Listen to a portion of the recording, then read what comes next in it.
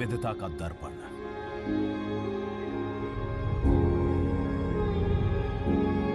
एकता की मूरत और लोकतंत्र की जननी।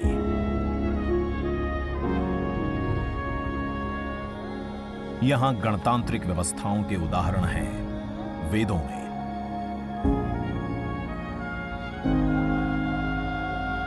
वैशाली की गण परिषद के उत्कोचों में, आचार्य चाणक्य के अर्थशास्त्र में, उत्तरा मेरूर के शिलालेखों में वर्णित चोल साम्राज्य की पंचायत व्यवस्था में, उनकी गणम और वार्यम व्यवस्था में, भगवान बसवेश्वर की अनुभव मंटपम की धारणा में। गण, सभा, गणपति, समिति, लोकपाल जैसे शब्द भारत में हजारों साल से अस्तित्व रखते हैं। स्वरूप बदलता रहा, संस्कार नहीं।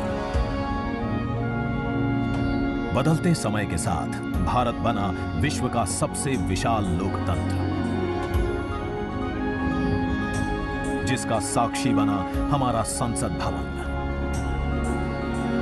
करीब एक शताब्दी पहले 1927 में औपनिवेशिक हितों के लिए यह काउंसिल हाउस बना। देश आजाद हुआ, ये भारत की संसद बनी। यहीं पर हमारा संविधान रचा गया। आज यहीं से लोकसभा के 545 और राज्यसभा के 245 सदस्य भारत के नागरिकों का प्रतिनिधित्व करते हैं। विचार विमर्श की तंदुरुस्त प्रक्रिया से देश को दिशा दिखाती है ये गोल आकार संसद।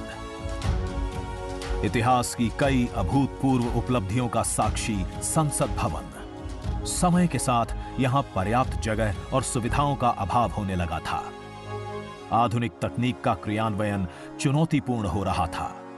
ऐसे में विगत कई दशकों से कई सरकारों ने नए भवन की आवश्यकता को महसूस किया, पर इसे साकार करने का साहस किया गया माननीय प्रधानमंत्री नरेंद्र मोदी के नेतृत्व में। और 10 दिसंबर 2020 को संसद के नवनिर्मित भवन की आधारशिला रखी गई।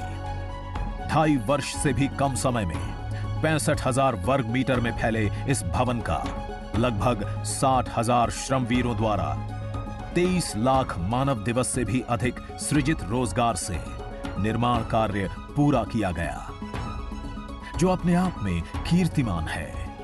भारतीयों द्वारा भारतीयता के विचार से ओतप्रोत भारत के संसद भवन के निर्माण का शुभारंभ हमारी लोकतांत्रिक परंपराओं के सबसे अहम पड़ाव में से एक है। नए भारत के हर नागरिक की आकांक्षाओं और उज्जवल भविष्य को समझ मौजूदा संसद भवन के प्रांगण में ही किया गया है। आने वाले समय में संसद के नए और मौजूदा भवन एक दूसरे के पूरक होंगे। इस भवन में प्रवेश के 6 द्वार हैं, जो भारतीय सभ्यता के अनुसार प्रकृति को अपनी कृतज्ञता व्यक्त करते हैं। मकर और हंस यानी जल को नमन, शार्दुल और गरुड़ यानी नभ को नमस्कार, अश्व और गज यानी थल को प्रणाम।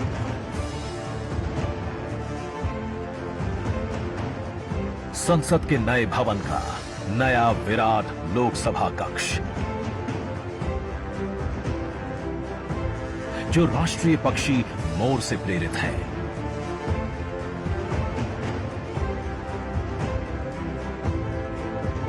इसका आकार मौजूदा लोकसभा से लगभग 2 गुना बड़ा है।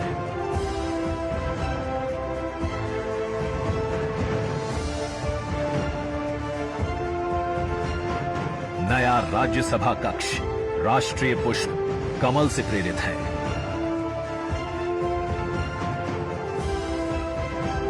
जिसका आकार भी मौजूदा राज्यसभा कक्ष से लगभग 1.5 गुना बड़ा है। ये भवन देश की जनता को समर्पित है। इसलिए लोकसभा और राज्यसभा में जनता के स्वागत के लिए विशाल दर्शक दीर्घा का निर्माण किया गया है। अत्याधुनिक डिजिटल उपकरण दोनों सदनों की सुविधाओं को नया आयाम देते हैं। यहां सदन की कार्यवाही को विभिन्न भाषाओं में सुना और पढ़ा जा सकता है। सदस्यों के लिए बायोमेट्रिक की सुविधा है। वोटिंग के परिणाम और सदन की कार्यवाही के प्रसारण के लिए विशाल multimedia display, automatic camera control और कमांड सेंटर का भी निर्माण किया गया है। ये नया स्मार्ट भवन पूरी तरह से पेपरलेस है। इस भवन के एक भाग में लोकसभा है, दूसरे में राज्यसभा। और इस भवन का केंद्र समर्पित है हर भारतीय को, जिनके लिए सेंट्रल फॉयर में बना है संविधान कक्ष, जहां वे भारत में लोकतंत्र के अतीत से वर्तमान की यात्रा का अनुभव कर सकते हैं। यहीं भारत के संविधान की डिजिटल प्रतिलिपि भी रखी गई है। इसी सेंट्रल फॉयर में ऊपर की त्रिकोणीय छत से सूर्य की किरणें ब्रह्मांड का भ्रमण करते हुए पेंडुलम क्लॉक पर गिरती हैं। ये किरणें बरगद के पेड़ को नहलाती हैं और सदस्यों के लिए निर्मित कक्ष, पुस्तकालय, भोजन कक्ष में फैल जाती है। आत्मनिर्भर भारत के प्रतीक इस भवन के निर्माण में भारत के हर भाग ने अपनी भागीदारी निभाई है। कहीं महाराष्ट्र की सागौन की लकड़ी सजी है, उन्हीं से दोनों सदन में अशोक चक्र भी बना है। कहीं राजस्थान का शानदार स्टोन वर्क, कहीं उत्तर प्रदेश की कालीन बिछी है, कहीं त्रिपुरा की बैम्बू वुड फ्लोरिंग, वहीं सफेद मार्बल गुजरात से आया है। एक भारत श्रेष्ठ भारत की भावना से प्रेरित सभी वर्गों, प्रांतों ने मिलकर बनाया है ये भवन। ये भवन इको फ्रेंडली होने के साथ साथ भूकंप रोधक भी है। 1700 से अधिक दरवाजे, खिड़कियां हैं। 3.5 किलोमीटर लंबे बिल्डिंग कॉरिडोर्स हैं। ये भवन विकास और विरासत का अद्भुत संगम है। एक तरफ यहां सुरक्षा और सुविधा के लिए स्मार्ट फीचर्स और स्मार्ट एक्सेस की व्यवस्था है, वहीं भारत की प्राचीन कलाओं का अद्भुत एकीकरण भी है। तो नया भवन आत्मनिर्भर भारत के निर्माण का गवाह बनेगा। पुराने संसद भवन में देश की आवश्यकताओं की पूर्ति के लिए काम हुआ, तो नए भवन में 21वीं सदी के भारत की आकांक्षाएं पूरी की जाएगी। नए भारत के आत्मविश्वास को बढ़ाता, विकसित भारत के संकल्प को गति देता, ये है हम भारतीयों का संसद भवन।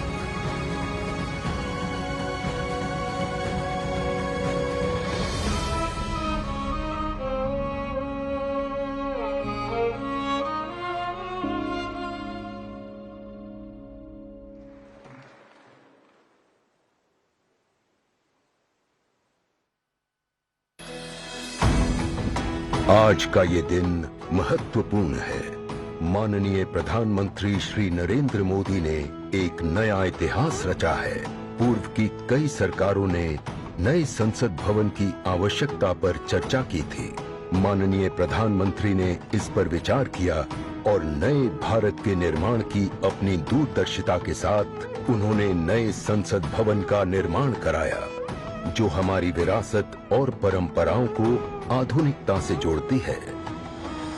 साथियों, नए संसद भवन का निर्माण नूतन और पुरातन के सह अस्तित्व का उदाहरण है।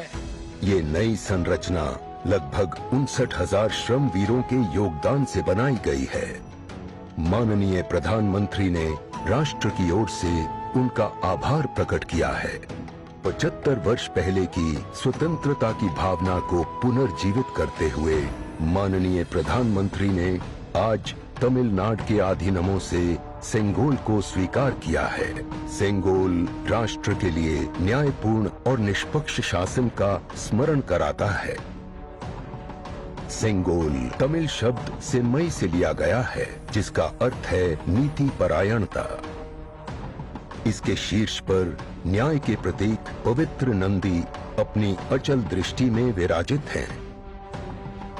ये वही सेंगोल है जिसे श्री जवाहरलाल नेहरू ने 14 अगस्त 1947 की रात को थिरुवावडथुरई आदीनम से एक अनुष्ठान के माध्यम से स्वीकार किया था, जिसका आयोजन भारतीय सभ्यता के अनुसार किया गया था। उसके बाद इस पवित्र सेंगोल को यथोचित सम्मान और स्थान न मिल सका जो मिलना चाहिए था। कहानी मुड़ती है तमिलनाडु के कांचीपुरम की ओर, जहां पूजनीय कांची मठ का आसन है। 15 अगस्त 1978 मठ के 68वें प्रमुख परम पावन श्री चंद्रशेखरेंद्र सरस्वती स्वामीगढ़, जो महापेरियवा अर्थात प्रबुद्ध ज्येष्ठ के रूप में जाने जाते हैं, वे सेंगोल वृतांत को स्मरण करते हुए अपने अनुयायी डॉक्टर आर सुब्रमण्यम से इसका वर्णन करते हैं, जिसे उन्होंने अपनी किताब में स्थान दिया है। महापेरियवा ने बताया कि स्वतंत्रता दिवस के अवसर पर सेंगोल ने एक महत्वपूर्ण भूमिका निभाई थी। हमारे इतिहास की किताबों में यह तथ्य अवश्य होना चाहिए था, लेकिन गत कई वर्षों में कहीं भी इसका उल्लेख नहीं किया गया है। एक बार इस अद्भुत संस्मरण के सार्वजनिक होने पर तमिल मीडिया व प्रकाशनों ने इसे अपने संपादनों और वेबसाइटों में वरीयता दी। माननीय प्रधानमंत्री एक परंपरागत प्रतीक की खोज में थे। तत्पश्चात सेंगोल ने उनका ध्यान आकर्षण किया।